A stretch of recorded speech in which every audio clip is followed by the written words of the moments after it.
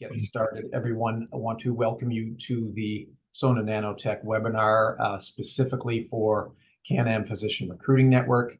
Have to tell you, we're deeply indebted to John Philpott at Can-Am Recruiting, who's somebody who recognized very early on the power of what we're doing right now at Sona, the therapy we're going to share with you today. And he's become quite an evangelist for us, which we appreciate, because this is important work that's being done, and the results are powerful. These are recent results that have just come out in the last few weeks, have not yet been published in a journal yet, but we'll be sharing them with you today. Today with me is, pardon me, I should start with, I'm David Regan, the CEO of Sona Nanotech.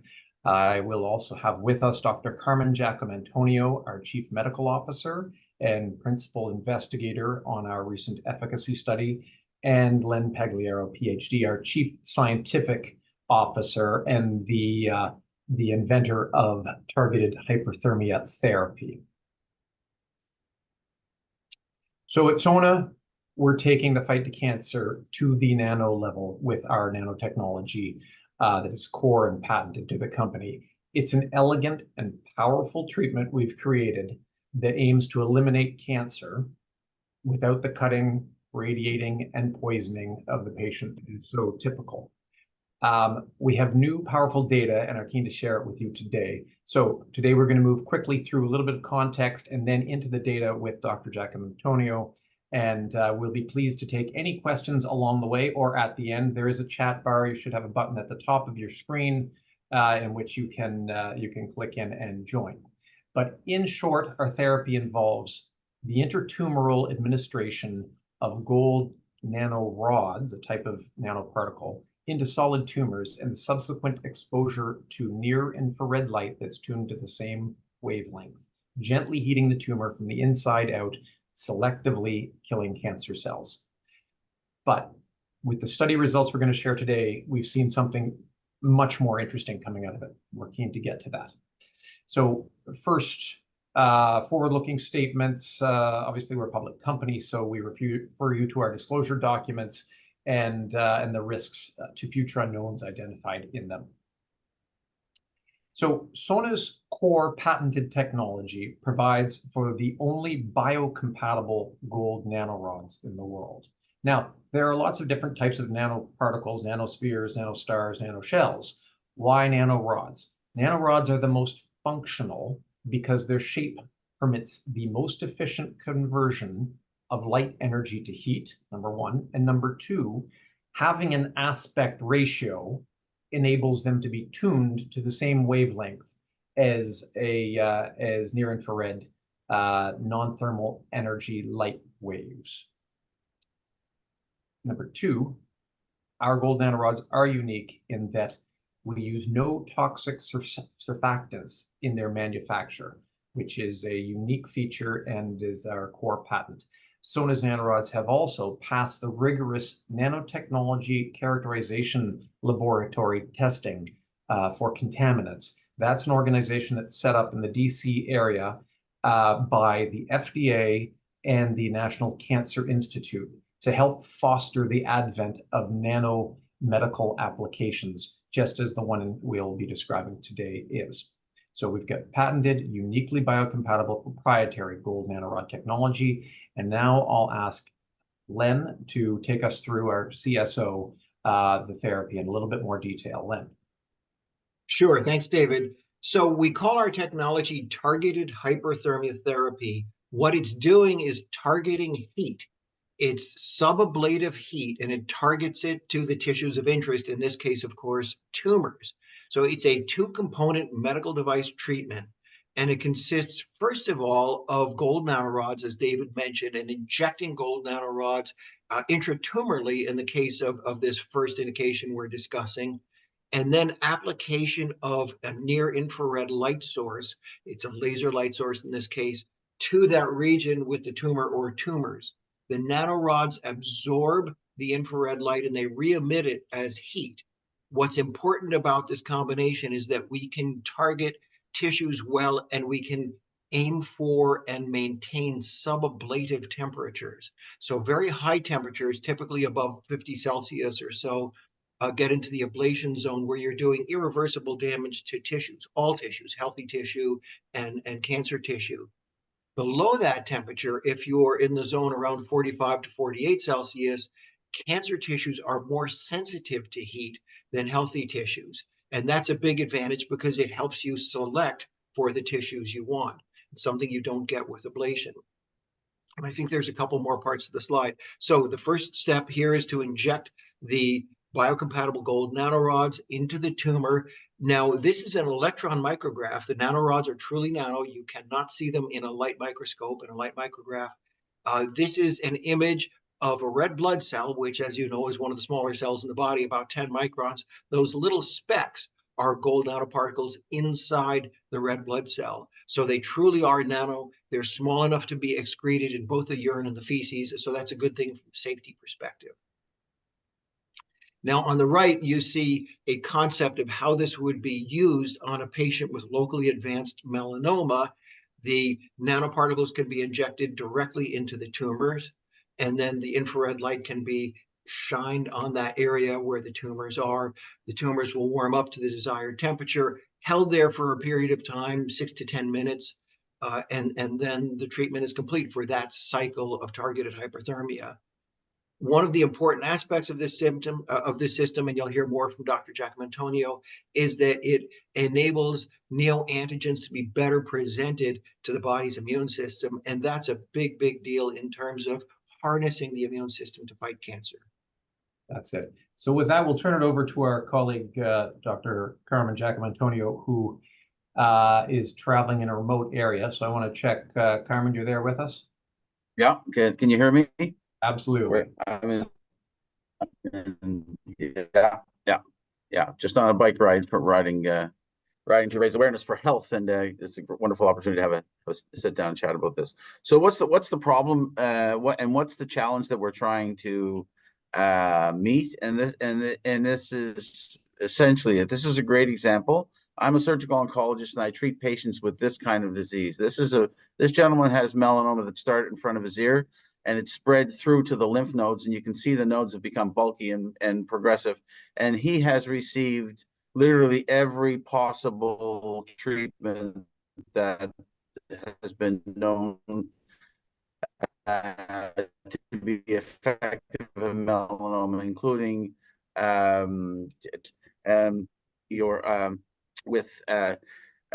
we tried intralesional IL-2 in my clinic. We tried BCG, which is a tuberculosis vaccine. All of that unable to meet the need, and the tumor just grows and progresses. The problem here, and this is if you look at the NCCN guidelines, which is on the right of your screen, if you look at unresectable melanoma, there's essentially a list of things that we are suggested to try, literally because nothing is really effective in this situation reliably.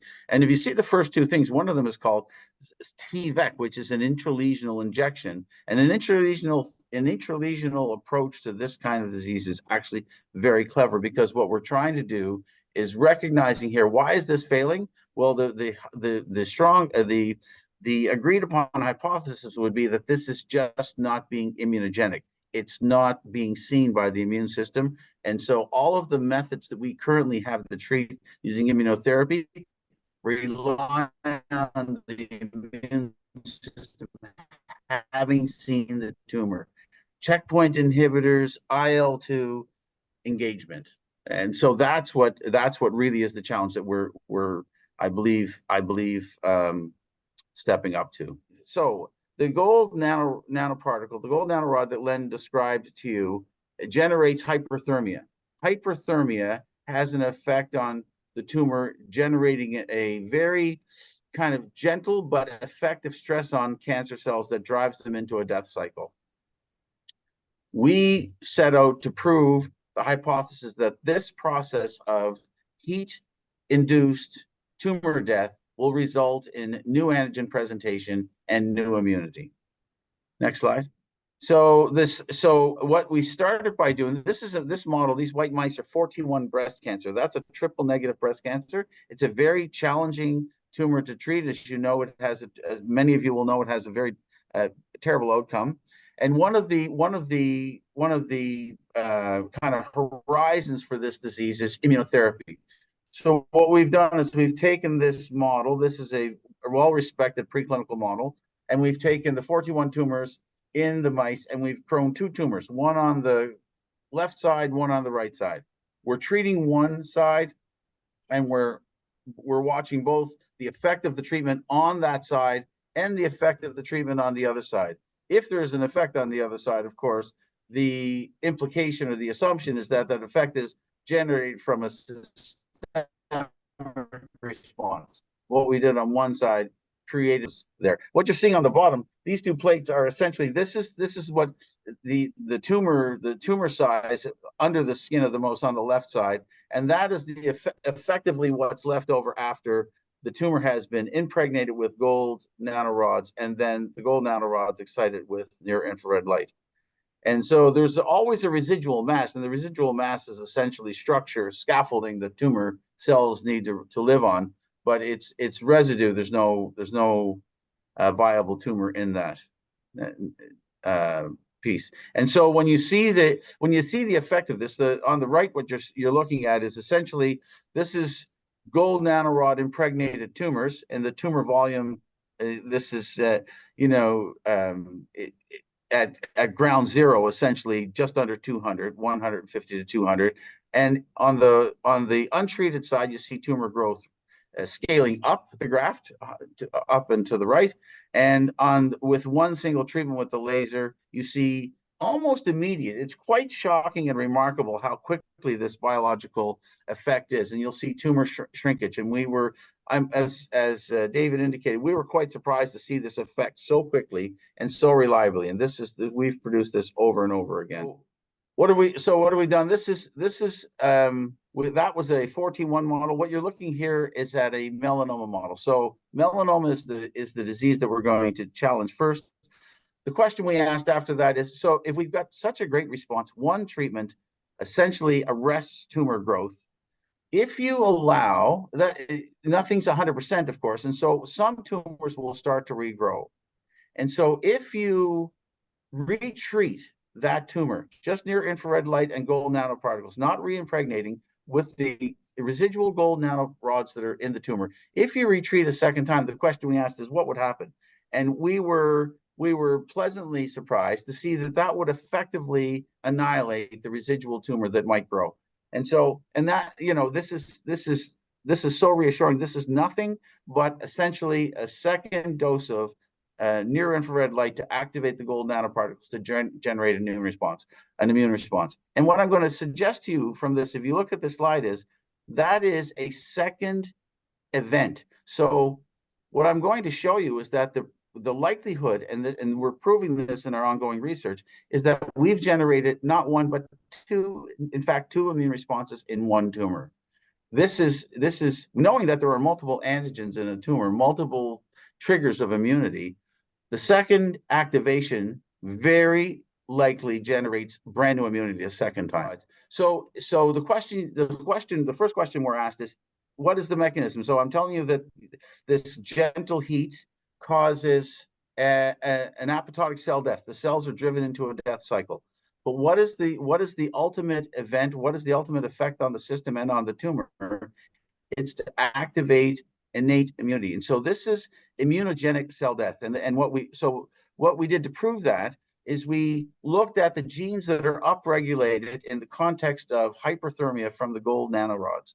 And if you look on the left, this is both 14-1 and B16. If you look on the left-hand side, the control side, and the scale, of course, is that purplish blue and heading up to kind of yellow orange as it gets hotter, as more genes are turned on. And you can see you don't really need a lot of background in science to know that the left side is cold and the right side, most of the important genes that are associated with immune activation are activated.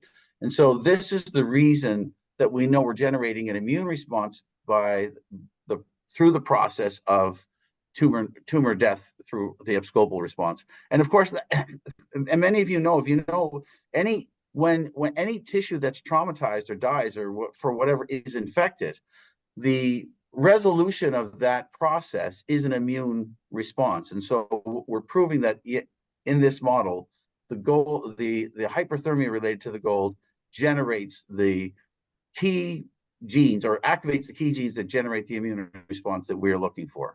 We took the tumors and we looked at looking at the B16 melanoma. We looked at the cells that are infiltrating the tumors, and this is once again to prove not only are the genes turned on, but the cells are activated, infiltrating. So this is on the left-hand side, that's phosphate buffered saline. Tumors are just treated with control. On the right side, this is gold nanorods alone.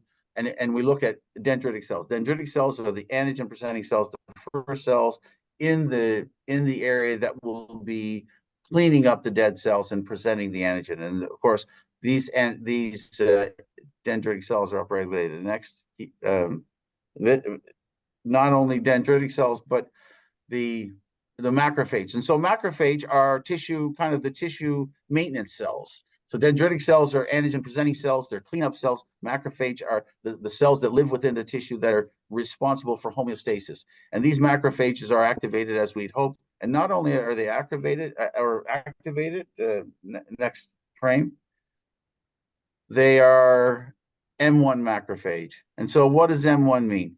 If a macrophage, there's M1 and M2 essentially. That's maybe an oversimplification, but M1 is angry macrophage, tumor aggressive macrophage. M2 would be tumor enabling, and we've driven it towards the macrophage response. And when I started to talk about this, I showed you there's a thing T-VEC that's injected into tumors, and the primary function of T-VEC, that intralesional treatment, is to activate these macrophages. And so the gold nanoparticles do that beautifully. And finally, and of course, this is the ultimate goal of activating the innate immune system, natural killer cells. And as you see when you look at this is phosphate, the control on the left, gold nanorods alone on the right, drives a significant NK cell population into the tumor, resulting in tumor death. And so this is essentially the grail of immunogenic cell death, the immunogenic response we're looking for. So Carmen, what is this all indicative of? Next slide. Help me with that.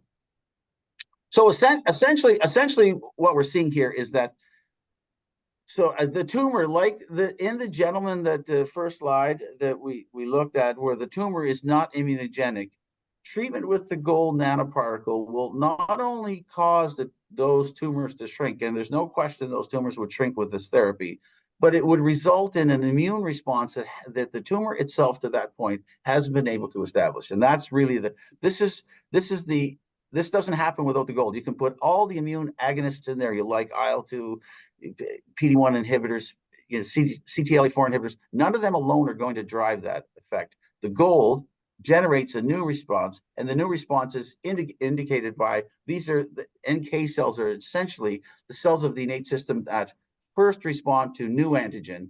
And if the immune response that continues, then the NK cells will kind of hand over the baton. You'll have an adaptive response, and you'll see the cytotoxic T cells, the CD8 positive T cells. And so we're going to show you that happens. The treatment with IL-2. So we just showed you right now gold nanoparticle alone. That's an immune response. Can you drive it? Because really what we want to do is give it the most effective systemic response we can. And so I used interleukin 2. Interleukin 2 is essentially T cell activator. If we've driven a T cell response, then the IL-2 should really drive it harder. And so if you look on this slide, this is the perfect proof of that concept. The B16 model, again, melanoma, what we're trying to target. If you look at the controls, PBS, no response. And the IL-2 alone, no response. And so, as I said, the IL-2 is not responding because the tumor alone, without any other perturbation, is not generating an immune response. So IL-2 is in there, not a big effect. We add the gold, and as we've shown you before, the gold has a wonderful effect. The tumors are flattening. This is having the effect you want. But if you add the IL-2 and the gold, you get this explosive immune response. And so the IL-2 alone, not the immune. You could, again, I guarantee you can put a CTLA-4 inhibitor, a PD-1 inhibitor. If the immunity is not established, it doesn't happen. That's all based on the gold. And so IL-2, one dose with gold, and what we're seeing is a brand new immune response. So contralateral tumor. Yeah. So essentially, what we talked about to this point is we treat the tumor and we get the response, and that's perfect and that's exciting. But what we're trying to also show is that this is a systemic response, meaning that we treat the tumor, the primary tumor goes away. But really, if it's a true immune response, any tumor bearing that antigen that's been effectively introduced to the immune system should be targeted by the immune system, and that's what we show here.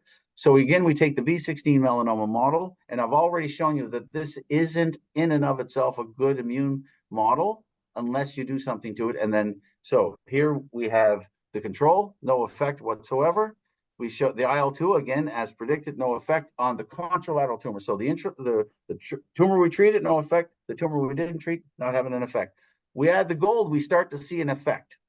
And we start to see an effect because the gold has in and of itself generated an immune response. And the immune response is robust in the tumor it's been treated, and it has some effect even in the contralateral tumor. But when we add the IL-2, we've given the immune system the fuel it needs to expand that immune response so that the systemic response is more effective. And what you're seeing here, that green line on the bottom, where essentially it prevents the tumor on the other side, it annihilates it and prevents tumor from regrowing. So this is if you took these mice after this treatment and you tried to re-inoculate them with the melanoma cells, they won't grow because the mouse has developed systemic immunity. And this is loosely speaking, this is the vaccination effect. This is treating the body with the immune agonist, as we've done, generated new antigen with the gold, driven the systemic response even stronger with the addition of IL-2, and now we've essentially immunized the mouse against that particular cell. So Carmen, a couple of questions here. First of all, so what's the durability of this effect? Obviously, this is an incredible abscopal effect that's being seen here, near complete, given you've got a tumor that had no treatment whatsoever. Yeah. What's the durability of that in your sense? Is first question. Well, yeah. So the durability is essentially that this immune response is definitely treated by this is a CD8 response. That's a systemic response. So the cytotoxic T cell, and if it's durable, it'll have memory cytotoxic cell. And so the durability should be that if you took the same mouse 3 months down the road and tried to regrow tumor, you wouldn't, because there's immune memory to that particular antigen. Excellent. There's another question here. Assuming green light to proceed to human trials, can you speak to how you expect these good results in mice to translate to humans? Likelihood of it's going to work. It's going to there's no guarantees. There's no reason for this not to have the exact same effect in humans, particularly because when you look at melanoma, the skin is the most immunogenic organ on our body. And so all of the players, if you will, all of the construct necessary to generate an immune response is there. When I take the gold, I will trigger the death. I've been using hyperthermia to kill tumors for 30 years. I isolate limbs. In the old days, I would tie off a limb with melanoma, just like it's kind of like lesions you saw on the person's neck, and isolate the limb, heat it up to 42 or 44 degrees. And then we sometimes would add interleukin-2, and sometimes we'd use melphalan, another drug. But the point was, 80% of the time you saw the tumors melt away. The problem was, in and of itself, tumors would start to grow back because we didn't know how to make the immune system continue to fight, to generate the memory. And so the combination generates the memory. But without the hyperthermia, you don't get the response. And so there's no question we're going to see this work in the clinic. The immune response is going to be, if you think about a lesion, if you got a lesion on a leg, the immune response is going to be generated from the nodes in the groin. So the same systemic response should happen. And I have all the confidence in the world that this is going to work, because there's no reason that it shouldn't. This is very straightforward logical immunology. Excellent. So tell me this, you recently presented this information at a conference. Can you describe, tell folks a little bit about that conference and what the reaction was? Sure. So we presented this in San Diego, and this is called a TLR STING meeting. STING essentially just means these stimulators of interferon genes, and TLR, toll-like receptors, are the receptors of the innate immune system.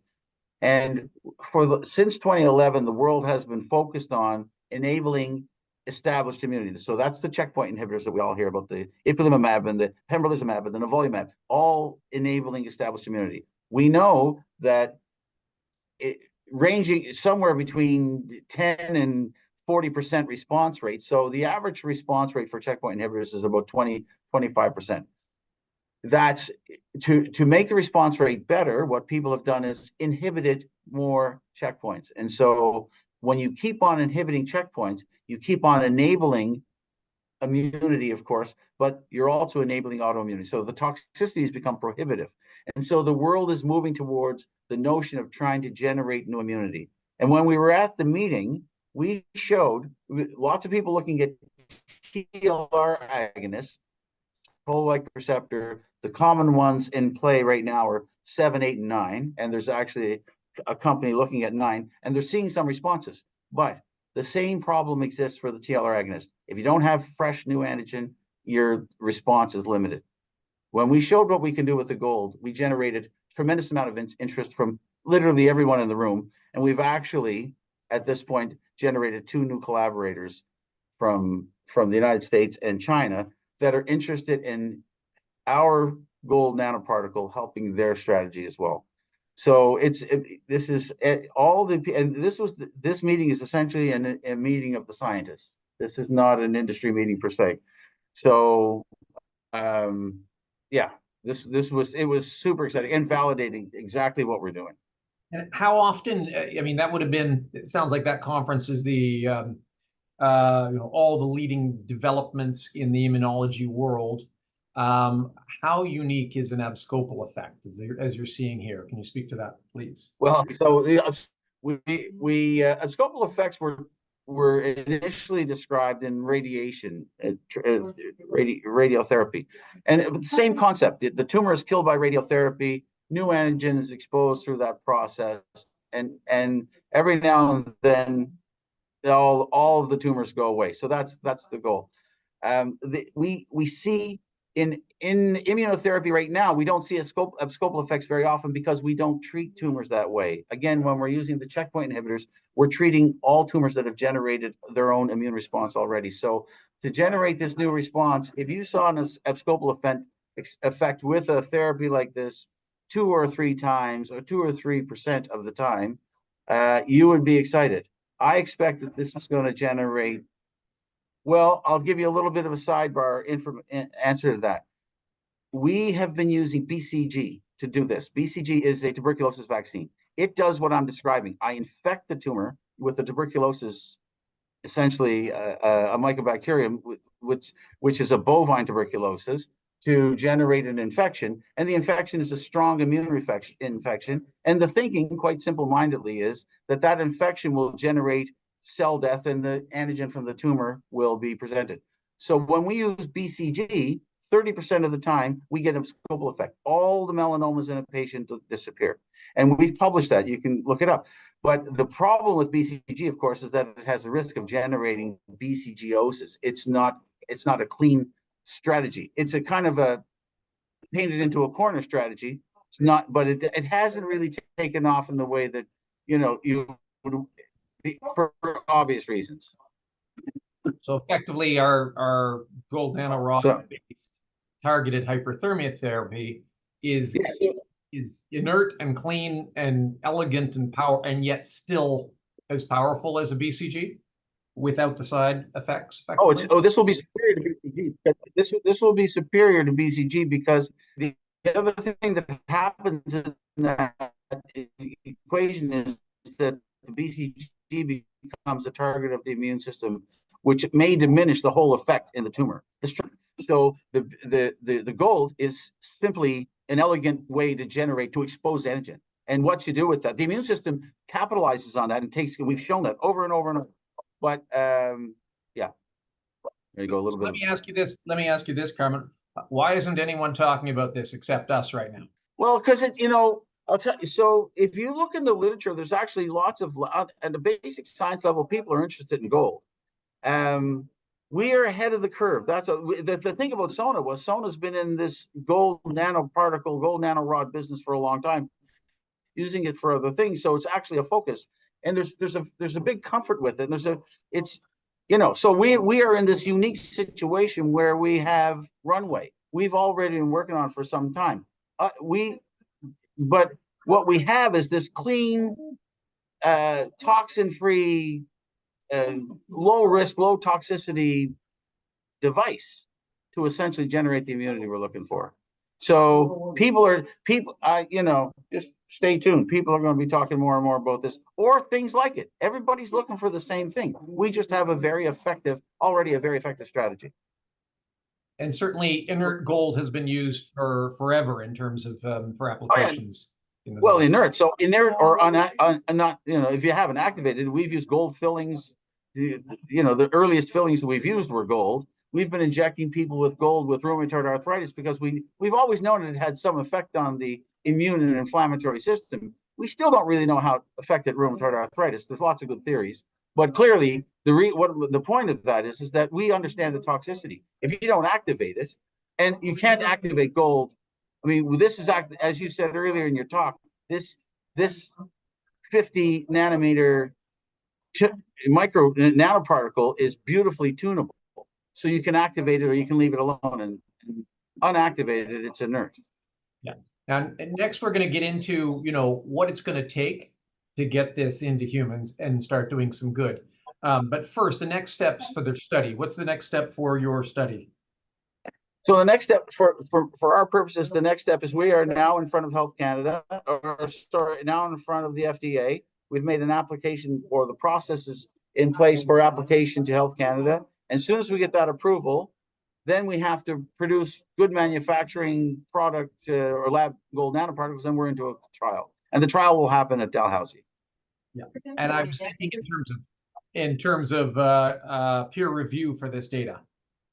So the two tumors that we've shown, we've got 3 tumors underway. We've got triple negative breast and melanoma. That's all been done. We're getting ready to publish that data now. That'll go into Frontiers in Immunology. And we've got a colorectal cancer model that we're working on now. And then it goes to peer review and publishing is the plan. So yeah, the Frontiers, that will go to peer review this month. Right. Breast and melanoma will be submitted this month. Colorectal will follow, because there's other bits of the biology that we want to demonstrate. Right. Okay, thank you for that. Let's move into then what the path forward looks like. And we've had the benefit of some counsel from some senior physicians in the U.S., other surgical oncologists, as well as payers, and of course, meeting with the FDA to develop our strategy to get us into human. And I'm going to let Len speak to what our path is to get us into human. Well, where we are right now, we've accomplished a lot of important things, as you've heard from Carmen, but also, as he alluded to, there are several important regulatory hurdles we have to get over. And so we do have our efficacy data, which are extremely promising. We do have some pilot safety studies, but the next step is to perform full GLP safety studies and GLP biocompatibility studies as requirements for the regulatory bodies, the FDA in the US, of course, and similarly in Canada. And so those studies will take probably in total, the studies themselves, about a half a year. And there'll be some setup time and there'll be some data analysis time to do that. It includes a number of different components, including maximum tolerated dosing, tissue distribution, and so on. Then we're also in discussions with a contract manufacturer for GMP manufacture of the nanorods. That's also the next step. It's quite clear that for the preclinical studies, for the early clinical studies, we'll need ISO 13485 material, and then soon after that, we'll have full GMP material. And so the goal would be to initiate first-in-human studies in Q3. And ideally, if things go well, it will be in Dr. Giacomantonio's hands. Yeah, and this is a plan, as I say, that we have shared with and has been vetted by the FDA. One of the big wins in our conversation with them was the idea that we expected we'd need to have this safety study done in swine, but in fact, they've indicated, look, as long as it's direct intratumorally injected, rats is fine to go from there to human. So we've been very fortunate to have that. Incidentally, we had the nanotechnology characterization laboratory folks there sitting with us in that meeting, which is extremely helpful given their effective vetting of our materials in that sense. So, goal to get into human next year. We're going to get into human studies wherever we can. Obviously, that is the purpose of what we're doing, and we think that can make a huge change for us going forwards once we can prove out what Dr. Giacomantonio believes so strongly based on his years in clinic.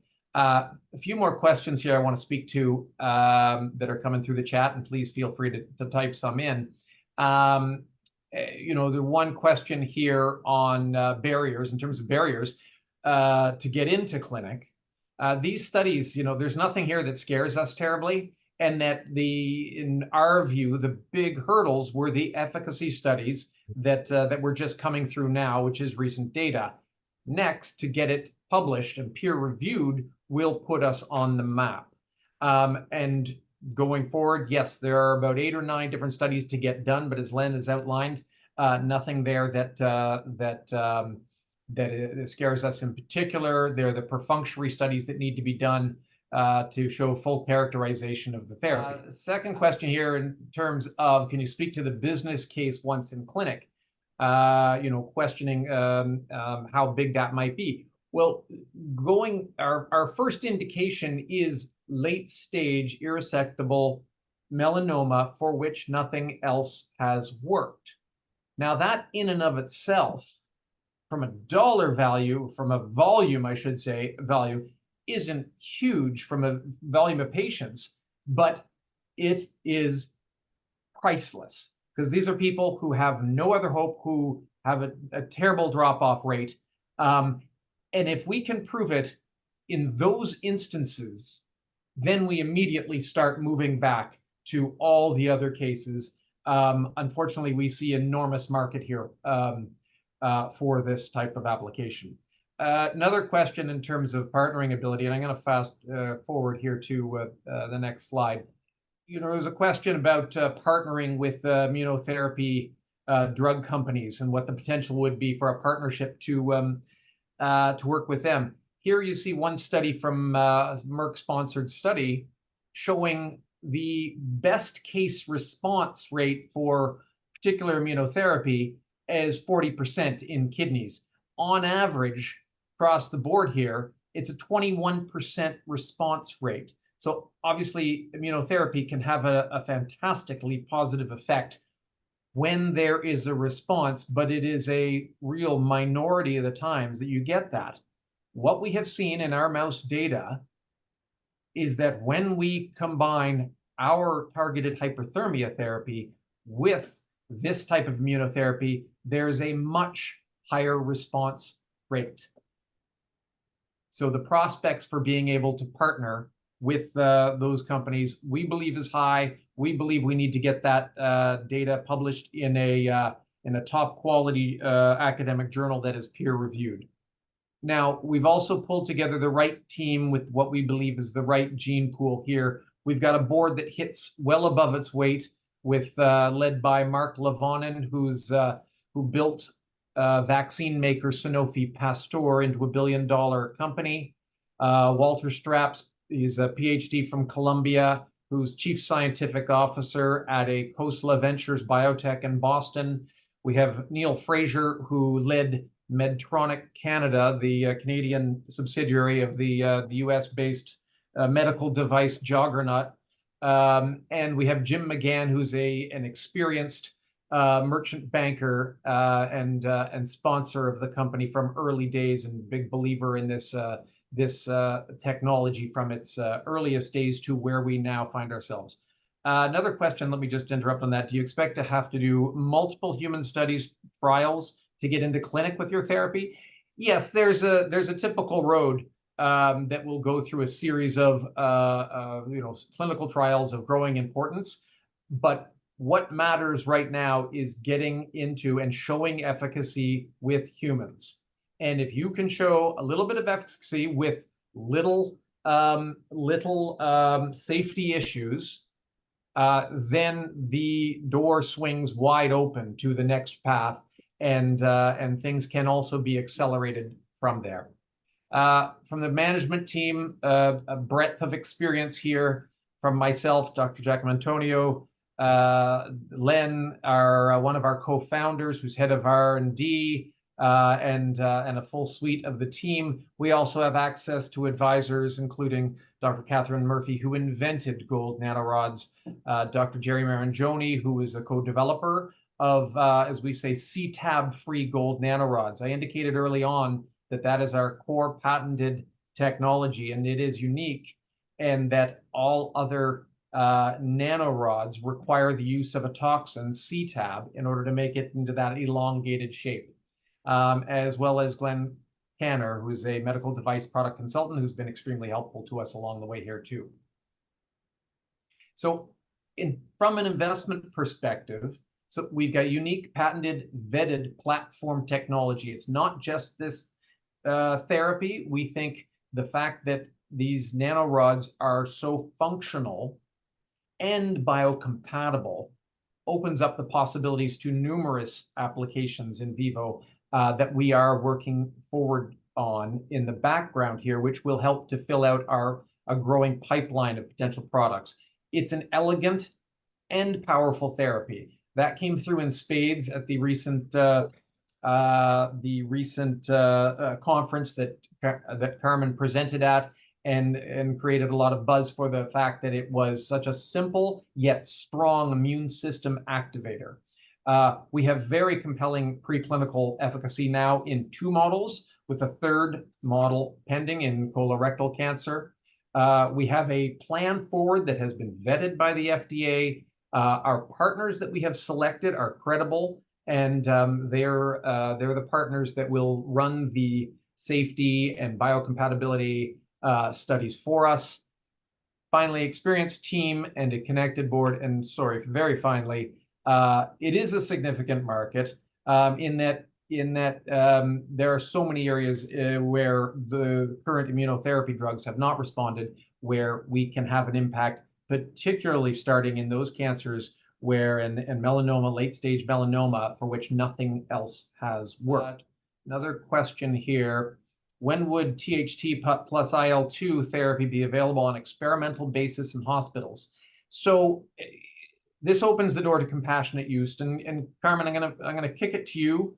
You see these patients. What do you see as the possibility in terms of when this could be available on experimental basis in hospitals? You're in the clinic. So once we get FDA and Health Canada approval, this will be in the clinic as long within the time it takes for the ethics board to approve it. The most wonderful feature, not the most wonderful feature, is how immunogenic these things are. But the directly injecting into tumors actually or effectively eliminates the systemic toxicity risk. So there's lots of comfort and confidence using the gold, a familiar device in healthcare, in the volumes that we're giving, super high concentration from the perspective of a small tumor, minuscule exposure from a systemic perspective. So how quick in the clinics? I expect months after, as long as it takes ethics to approve the studies. The studies are very straightforward. These are going to be people that have essentially failed all other alternative or options for therapy, which really opens the door and that really opens the door to compassionate use designation in the US and special access program in Canada, equivalent study. And that is something that we are going to pursue. I would say some element of safety needs to be shown in animal models, and those studies have started now. They're underway right now in the U.S. So yeah, so this is the runway to clinic is short, and I'm super optimistic. I believe a year to 18 months we're in clinic. Excellent. Okay, so the company overall, we're a $30 million company, heavy insider ownership here. Everyone has great alignment of interest and great belief here. I would welcome you to our website for a series of past press releases that walk through each of the tranches of data that have come out of our study. And I would ask you to stay tuned for further tranches of data that come forward, and certainly to the peer review and publishing of this data, at which point you'll start to see Dr. Giacomantonio on the conference circuit, and we'd expect much more discussion around this. This is something we want your help in getting the word out on this, because it's important. We need to share this information, and so I invite you to tell your colleagues and share this on social media to the extent that you're on there. We welcome questions anytime. Feel free to get in touch with us. Stay tuned, and thank you for your participation and attention today.